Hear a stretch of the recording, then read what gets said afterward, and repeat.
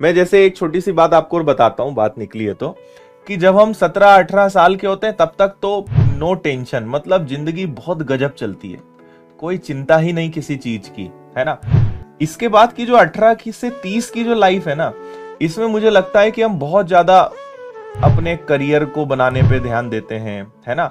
इसी उम्र में हमें पैसा कमाना है, इसी उम्र में हमें सेटल होना है, इसी उम्र में हमें शादी करनी है, बहुत सारे काम इस उम्र में रहते हैं।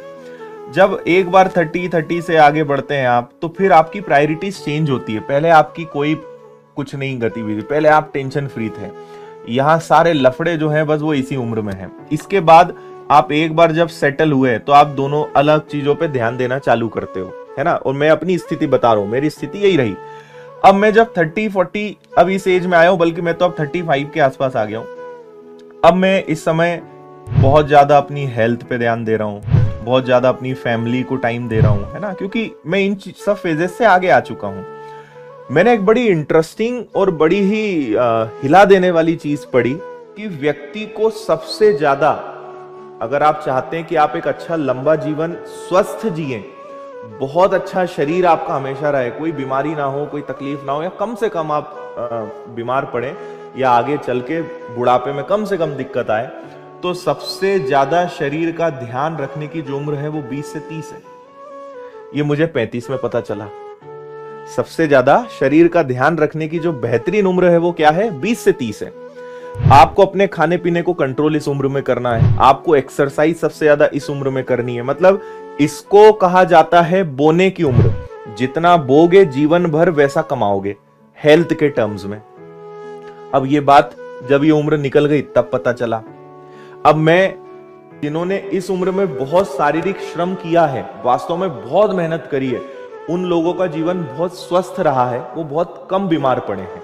और जो इसके बाद जागे हैं उन्हें तकलीफ हुई है, फिर इसके बाद डिपेंड करता है कि वो कैसे जागे हैं। मुझे तो किसी ने बताया नहीं, लेकिन आपको मैं बता रहा हूं, क्योंकि ये चीज आपको आज समझ नहीं आएगी। आज मैं कहूंगा तो आपको हर चीज खाने पीने का मन करेगा, है ना। कभी यहाँ का 2 समोसे यहाँ से उठाए, जलेबी यहाँ से भर भर के खाई, शादी में गए, अच्छा भर भर के खाना खाया।